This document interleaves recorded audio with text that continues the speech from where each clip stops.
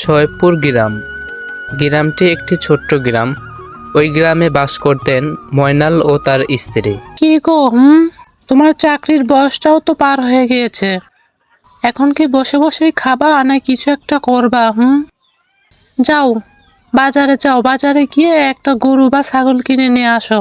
হুম, তুমি একদম সত্য কথা বলেছ। এরকম বসে বসে তো আর খাওয়া যাবে না। আচ্ছা, তাহলে তুমি রান্নাঘরে গিয়ে রান্না চুলায় দাও, আমি বাজার থেকে আসি। এই বলে ময়নাল বাজারের দিকে রওনা হলো এবং সে ভাবতে থাকে বাজারে গিয়ে সে কি গরু বা ছাগল কিনতে পারবে। তারপরে সে বাজারের দিকে যেতে থাকে। হাঁটতে হাঁটতে ময়নাল বাজারে পৌঁছে যায় এবং একজনকে একটি পাখি নিয়ে দাঁড়িয়ে থাকতে দেখে। কি ব্যাপার মশাই, পাখি নিয়ে দাঁড়িয়ে আছেন যে? পাখিটি বিক্রি করবেন নাকি?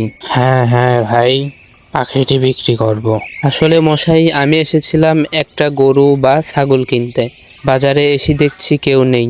আহা ভাই, সমস্যা নাই, পাখিটা আপনি কিনে নিয়ে যান, লাভবান হবেন। তারপরে ময়নাল ওনার কাছ থেকে ওই পাখিটি কিনে নিয়ে বাড়ির দিকে রওনা হয় এবং একটি জঙ্গলের রাস্তা দিয়ে হাঁটতে হাঁটতে বাড়ির দিকে যেতে থাকে এবং ভাবতে থাকে তার স্ত্রী খুশি হবেন তো। তারপরেই পাখিটি নিয়ে ময়নাল তার বাড়িতে চলে আসে।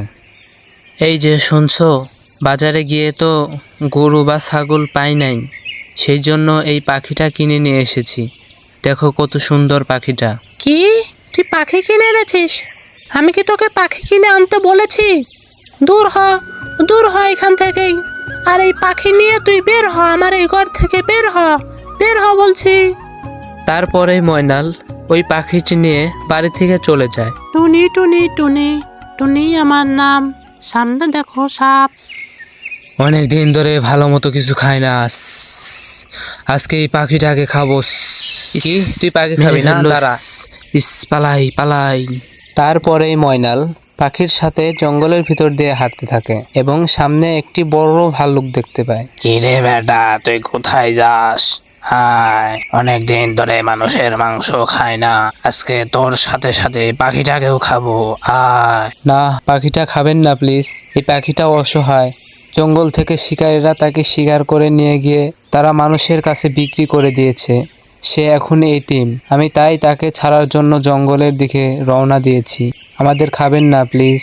আচ্ছা যা, এবারের মতো তোকে ক্ষমা করে দিলাম, দ্বিতীয়বার যেন এই জঙ্গলের ভিতর তোদের না দেখতে পাই। যা।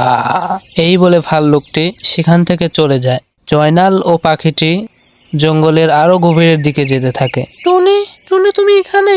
আমি তোমাকে কত খুঁজেছি তুমি জানো না। সেই দিন ঝড়ের পর থেকে তোমাকে আর খুঁজে না পেয়ে আমি যে কিভাবে দিন কাটিয়েছি। ভাগ্য ভালো আজকে তোমার সাথে দেখা হয়ে গেছে। চলো চলো, তুমি আমার সাথে যাবে, চলো। হ্যাঁ মা, হ্যাঁ, আমিও তোমার জন্য অনেক কান্না করেছি, কিন্তু তোমাকেও কোথাও খুঁজে না পেয়ে আমি অনেক কান্না করেছি। চলো চলো মা, আমি তোমার সাথেই থাকবো।